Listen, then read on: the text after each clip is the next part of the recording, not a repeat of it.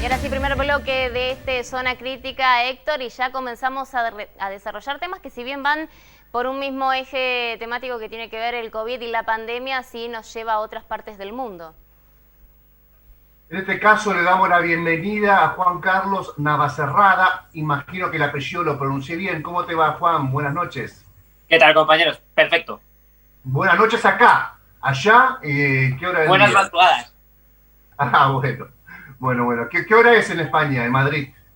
Pues las dos y los minutos que sean allí. Las 2 y Ah, 5. bueno. Las 2 y 12 serían, ¿no? O las 2 y 12.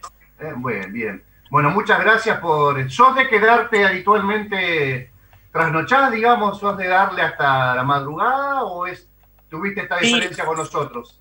sí, ahora os comentaré, pero como estamos confinados, pues al final se duerme... ¿Qué os voy a contar? Al final se duerme diferente. Entonces, la noche la estiras un poquito más.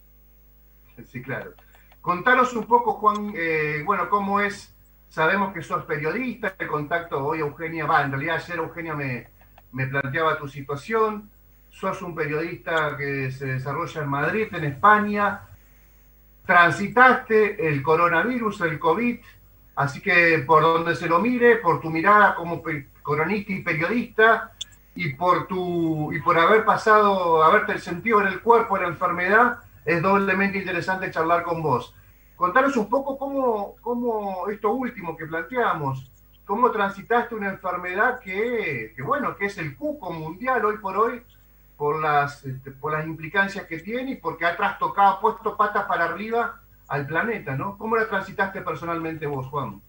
Sí, es lo que dices. Pues es ahora mismo la comidilla de todos los diarios, de todas las reuniones familiares, de todos los paseos por la calle. Al final solo se habla de esto. Es algo que nos ha azotado en Argentina, que ha azotado a España, que ha azotado a todo el planeta. He de reconocer que yo me siento un privilegiado. Al final, yo estoy aquí en mi casa, estamos confinados, como te digo, pasé la enfermedad y la pasé en casa tranquilamente, un par de días con un poquito de fiebre, pero he tenido catarros mucho peores, es decir, yo me siento un privilegiado. Hay gente que lo está pasando muy mal y que estoy convencido que preferiría aburrirse 15 días en casa. Entonces, yo la pasé bien, sin ningún problema, por lo que te digo, entonces yo me siento un privilegiado por haberla pasado y sin haberlo prácticamente notado. He tenido, como te digo, catarros que igual los he pasado un poquito peor que la COVID, pero bueno, se ha conseguido superar y como te digo, ahora pues bueno, seguimos confinados aquí en mi ciudad que es Getafe, que está en Madrid, y aquí seguimos confinados porque la cosa está muy mal. También te quería preguntar, mientras se asoma mi pequeño hijo por detrás, contanos un poco cómo es tu actividad diaria en España. Bueno, Más allá del confinamiento, ¿cómo era previamente? Bueno, a raíz de marzo, que fue cuando se decretó aquí en España el estado de alarma y confinaron a toda la población hasta el mes de junio, yo me dedico al periodismo deportivo, entonces el fútbol se paró en seco hasta finales de junio. Entonces, fue un poco complicado. Yo cubro el Getafe, que es un equipo que no es el Real Madrid, no es el Barça, no es el Atleti, entonces ese flujo de información es más pequeño, costó mucho, tuvimos meses muy malos, porque al final, como te digo, igual el peinado de Cristiano Ronaldo en el Real Madrid importaba, pero el peinado de un jugador del Getafe pues no interesa, entonces es más complicado sacar ese tipo de informaciones. Sí que es verdad que cuando empieza la liga todo cambia también. Yo ya no puedo ir a los entrenamientos, yo no puedo ir a hacer fotos en los entrenamientos, yo no puedo ir a las ruedas de prensa, es todo telemático. Sí que es verdad que he podido ir al estadio. Otro privilegiado que me siento también porque en España no se puede ir al fútbol. Entonces, las 16.500 personas que en el Coliseum Alfonso Pérez de Getafe se sientan todos los domingos, ya no están. Entonces, yo tengo una responsabilidad muy grande ahora mismo, que es, ya que voy yo con otros 3 compañeros, intentar ser los ojos, ya no ser los ojos, sino intentar transmitir todo lo que se ve en el estadio y todo lo que ellos no pueden sentir. Que si hacer un vídeo, que si escribir en Twitter, mandar el mero speaker diciendo la alineación por el videomarcador, cualquier cosa para intentar trasladarles al fútbol y trasladarles a su asiento. Ese es el objetivo que me he marcado y el que vamos a intentar conseguir también esta temporada, que tiene pinta de que tampoco va a ir gente al fútbol. Ya le quiero dar entrada a Euge también, que seguramente quiere hacerte un par de preguntas. Sí. ¿Cómo era tu actividad previa digamos, a transitar la enfermedad? era presencial o ya, digamos, desde que estalló allá por marzo, los primeros casos que se contaban por miles, ya ahí empezó a ser bastante remota, ya empezó a ser virtual? Desde marzo no ha cambiado mi situación, cero. Ha sido todo igual. Yo cuando la he transitado agradezco además que, bueno, pues que he podido seguir trabajando, pero vamos, que yo estoy deseando ya. Yo llevo fácil 7 meses sin ver a algunos compañeros del trabajo, de otros medios con los que me junto en sala de prensa, con los que al final tienen muy buena relación, y llevo pues esos 7 meses sin verles. Entonces veo a un par siempre en el estadio que van con sus periódicos, pero por ejemplo a las radios no las veo, que también son compañeros, los jugadores que al final son 6 años trabajando dentro del club y pues también son compañeros de trabajo al final, tampoco les puedes ver, les entrevistas por teléfono, es todo muy, muy raro y ojalá acabe ya porque molaba mucho más trabajar antes. Euge, ¿querés sumarte? Sí, cómo no, Juan Carlos, ¿cómo estás? Muy buenas noches. Gracias por estos minutos. Bueno, te quería consultar más allá de lo que es el trabajo particular en el cual te desempeñas, hablar un poco más en lo macro, ¿no? Lo que tiene que ver con la situación social que se está atravesando allí, algunos disgustos que se conocieron en las últimas horas, en los últimos días en realidad, con esta nueva cuarentena selectiva que se empieza a aplicar en aquella zona. Sabemos que estuviste cubriendo algo de estas manifestaciones. ¿Cómo lo están viviendo allí los españoles? ¿Cuál es la situación social ante estas nuevas medidas y este desborde de casos que se está dando actualmente?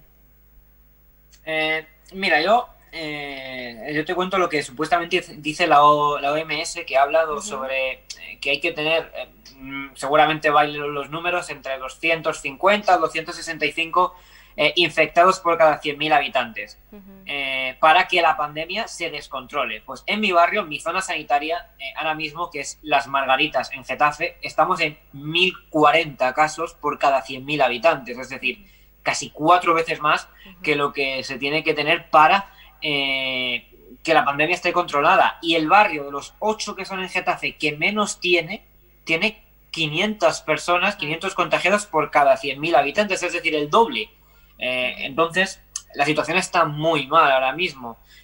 ¿Qué pasa? Que además en el sur de Madrid es la zona más obrera, la zona quizá con menos recursos económicos, y es la que se ha confinado. Es decir, vemos otras zonas de Madrid que igual son más pudientes, que igual tienen otro tipo de vida, con un trabajo diferente, con un capital, una renta más alta, que con unos datos igual peores que los que tengo yo en mi barrio, no han sido confinados. Entonces, esas son las protestas que se hacían. Al final, yo creo que, y esto ya es una opinión personal, creo que esto que se ha hecho en Madrid no sirve absolutamente para nada. Yo, por ejemplo, me puedo mover perfectamente con mi hoja de trabajo, irme a la capital, irme a Madrid, y si me apetece después del trabajo tomarme algo, me lo puedo tomar porque los bares siguen abiertos. Al igual que yo en mi barrio me puedo bajar y me puedo tomar algo porque los bares siguen abiertos, solo que no me puedo salir de mi barrio. Entonces, lo que pide la gente es que se haga todo igual, que no se tarde en hacer, porque tarde o temprano, con los datos que tenemos en la mano, Madrid va a confinarse. Que lo hagan ya. Cuanto antes lo hagas, menos. Cuanto antes lo hagas, antes acabas. Eso es así. Y si además tardas un poco más, esa cuarentena va a ser aún mayor. Entonces, el fin va a ser confinar Madrid. De hecho, se prevé que el viernes se hable ya de que para el lunes, porque la Comunidad de Madrid es un desastre y la gobernanza de Madrid es un desastre, hoy han anunciado que el viernes anuncian lo que va a pasar el lunes. Es decir, un desastre. Bien, en cuanto a lo... Sí, perdón. No, por favor, Euge, pregunta tranquila. Te iba a consultar en cuanto a lo que es este confinamiento, por lo que dejaste entrever, digamos, ¿en qué consiste específicamente? Porque si hay algunos rubros que sí tienen permitidas la apertura específicamente, entonces, ¿cuáles son las líneas generales que atraviesa? Mira, no tengo ni idea. Es que no lo entiende nadie. Mira, por ejemplo, estas nuevas medidas restrictivas empezaron el lunes.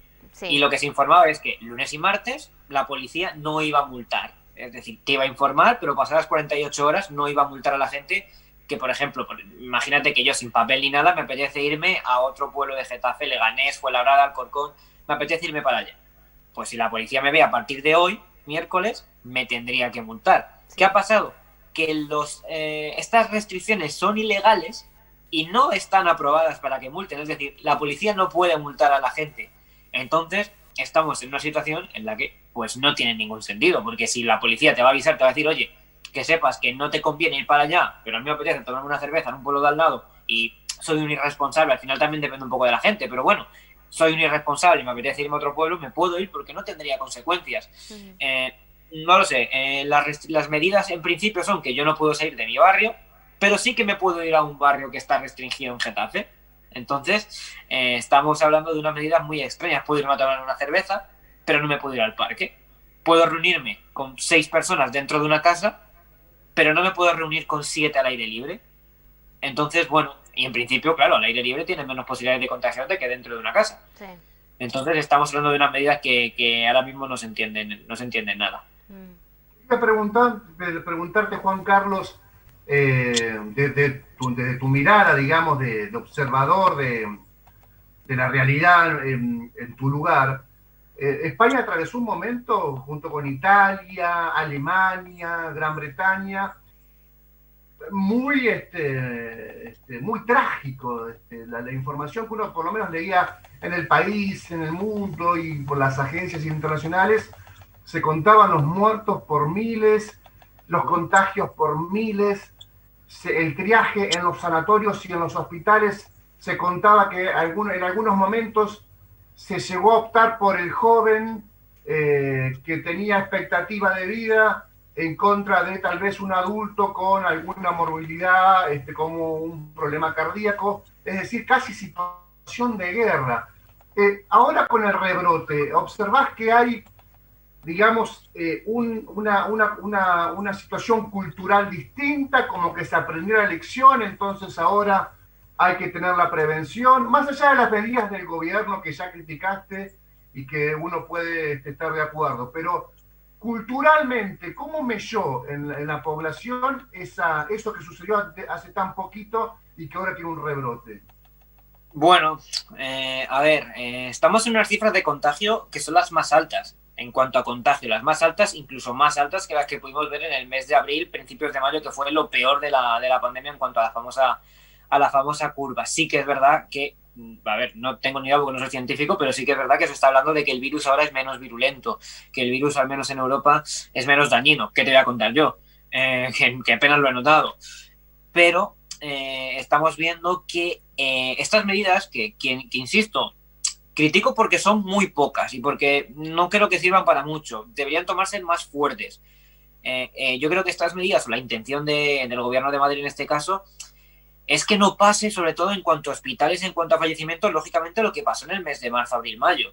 Estamos en cifras de contagio más grandes, pero sí que es verdad que lo que has comentado, al final la gente aprende, la gente ahora lleva mascarillas, ahora la carga viral que puedes recibir igual es más pequeña que la que recibías cuando las mascarillas no eran obligatorias. Estábamos en cifras de 900, de 1000 muertes al día, ahora estamos, que son muchas, 100 muertes al día, son 100 familias rotas, son muchísimas, pero son 10 veces menos. Entonces, creo, y ojalá que no vamos a llegar ni mucho menos a esa situación en cuanto a muertes, pero todo va a depender de la carga hospitalaria, también es lo que has dicho.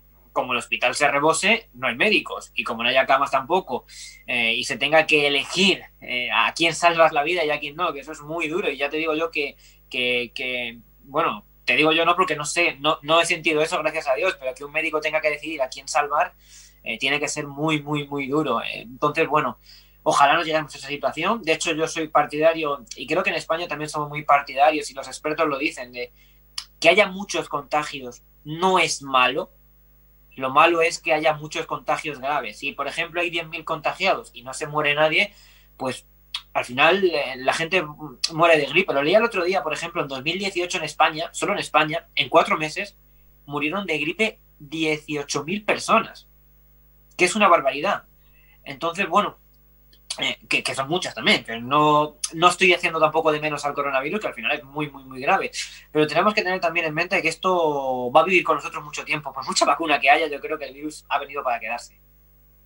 Sí, y la idea también de que hay una población, obviamente con muchos matices y con mucha imprevisión y con mucho de inesperado, pero hay una población resistente, digamos, podríamos decir, los niños son muy resistentes, y los que no tienen enfermedades previas hasta los 50, 60 años también, dice la OMS, y hay otra población que obviamente es la más débil, que son los adultos mayores y aquellos que tienen patologías previas. Por ahí se podría haber pensado esto ya más parece una charla de café, ¿no? Y sin casi nada de ciencia en el medio, pero probablemente habría que ir hacia un esquema de gestión de mucha protección al vulnerable y de dinamizar la economía con esa población, digamos, que tiene posibilidad de sortear la enfermedad, por lo menos estadísticamente, de manera benigna. Sí, tú lo has comentado y es una cosa que también creo que es muy relevante y que la gente también en Argentina que lo sepa. La situación en España también ha cambiado porque la mayoría de la gente que se infecta ahora es joven. Por eso hay mucho contagio, pero es mucho joven. Al final, una vez que nos dejaron salir, salimos todos como balas. Llegó el verano, nos fuimos de vacaciones, de la terraza. En España, ya sabéis, somos mucho de terraza, somos mucho de tocarnos los unos a los otros, nos gusta mucho el contacto físico, el abrazo. Entonces, los jóvenes ha sido más propicio a que se contagien. También es verdad que, por desgracia, en España la pandemia afectó a las residencias de ancianos. Entonces, al final se han muerto muchas personas mayores, muchísimas en España, muchísimas. Creo recordar que si de los 30.000 que han muerto ahora, pues fácil 18.000, 20.000 han sido personas mayores de residencias. ¿Qué pasa? Que por muy cruel que suene, ahora hay menos ancianos, hay menos posibilidades de que se contagien. Entonces, y el que se ha contagiado y lo ha pasado, pues tiene anticuerpos o no, porque estamos viendo gente que se está reinfectando. Pero ahora la mayoría de gente es joven. Yo, por ejemplo, yo de pequeñito me diagnosticaron una enfermedad autoinmune. Yo debería ser persona de riesgo porque al final el sistema autoinmune lo tengo deteriorado o alterado, mejor dicho, más que deteriorado, alterado. Y no me he enterado, prácticamente. Solo salgo un par de días con un poco de fiebre. Como te digo, que me he podido hacer una herida que se me ha infectado y he tenido más fiebre que quizá lo que he podido tener ahora. Depende mucho de la persona, depende mucho y de la carga viral. Es que ya no es solo la persona, no es lo mismo que se te metan 1 millón de bichitos al cuerpo que se te metan 10 millones. Es muy diferente eso. Que también la gente, si te infectas con mascarilla es más improbable que tengas algo grave a que si te infectas sin mascarilla. La mascarilla igual no te ayuda a no infectarte, pero te ayuda a que no te pase nada. Euge, ¿algo más para preguntarle a Juan antes de la despedida? No, la verdad que muy completo lo que estabas comentando. Sí, bueno, obviamente agradecer por esta situación. Y lo último, en realidad, que te quiero consultar, que hiciste un poco de mención para conocer cuál es la situación en España. ¿Qué se habla de tema vacuna ya? ¿Se menciona algo? ¿Cuál es la situación en este sentido respecto a la vacuna para el COVID? Si hay tiempo, ¿cómo se aborda desde el lado sanitario? Bueno, yo he estado leyendo, lógicamente me interesa mucho el tema de la vacuna y todas las mañanas leo cosas que puedo ver de la vacuna. He leído que en China igual en noviembre empezaban a vacunar. El otro día el presidente del gobierno de España, Pedro Sánchez, comentó en una entrevista en televisión que esperan no una, sino 2 vacunas en diciembre. Ojalá sea verdad, pero es que a día de hoy es tan complicado y tan difícil. Nunca, yo creo que en la vida hemos hablado tanto de una vacuna como ahora. Y no somos expertos en vacunas, al menos yo no soy ningún experto, pero se está hablando de que una vacuna tiene que estar, si no me equivoco, entre 3 o 5 años en fase de experimentación para que pueda salir a la venta. Y estamos hablando de una vacuna que se ha empezado a hacer en diciembre, imagino, que es cuando empezó el virus, o quizá más tarde, que fue cuando se pudo ver la gravedad del asunto. Entonces, estamos hablando de una carrera a tiempo récord, que lógicamente va a salir muy pronto. No vamos a tener que esperar mucho, va a salir prontísimo, en comparación a los meses que te he dicho antes, pero de aquí a diciembre, que pueden pasar muchas cosas. De todas maneras, que la gente no se relaje, que aunque diciembre llegue la vacuna, en España al menos somos 50 millones de personas, no van a llegar 50 dosis, e incluso se están hablando que hay que hacer una revacuna, hay que vacunarse 2 veces para que estés totalmente seguro, y el virus llega para quedarse, el virus ha mutado. Hay gente de marzo que se está reinfectando ahora en agosto con otra cepa muy diferente. Yo en febrero, a finales de febrero, estuve muy malo, que de 3 noches sin dormir, para mí era una gripe muy grande. Ahora ya no descarto que hubiese sido el primer coronavirus, la primera cepa. Dicen que primero la pasas muy fuerte y luego la pasas más débil. Eso ya, ahí ya no lo sé, pero que la gente tenga cuidado, que la gente se lave las manos, que la gente se ponga la mascarilla, que esto va a pasar, pero hay que intentar ayudar a los demás, que tú lo tengas y no te pase nada no significa que tú vayas a ver a tu abuelo y le pueda pasar algo. Entonces hay que tener muchísimo cuidado y como te he dicho antes, ojalá ya hablando en el plano español, ojalá el presidente tenga razón y lleguen no una, sino 2, y si pueden ser 3 efectivas, pues mejor en diciembre. Muchísimas gracias. Gracias, Juan Carlos. Gracias por tu tiempo. Euge, nos despedimos. Nos despedimos a Juan Carlos y le agradecemos mucho que se haya conectado con nosotros. Gracias. Chau, chau. Chao, hasta luego. Gracias. Adiós. Bueno, Euge, una gran entrevista con Juan Carlos desde Madrid, España, un periodista deportivo, una mirada integral, más esos típicos periodistas que son periodistas por definición, pero que se dedican al deporte por pasión y obviamente por un interés particular, pero con esa mirada integral del asunto que tanto nos gusta. Así que la gestión fue tuya y doblemente impresionado por la descripción que se hace de un país que otra vez la está pasando mal en este sentido, después de tener ese cimbronazo tan grande allá por marzo, abril de este año. Bueno, y bueno, también el mensaje que dejó a cuidarse y todas las precauciones, más allá de hacer un poco menos egoísta tal vez a la hora de pensarlo y sí pensar en el resto de la ciudadanía. Héctor, si te parece, hacemos un nuevo corte y ya vamos a seguir desarrollando los siguientes temas. Muy bien.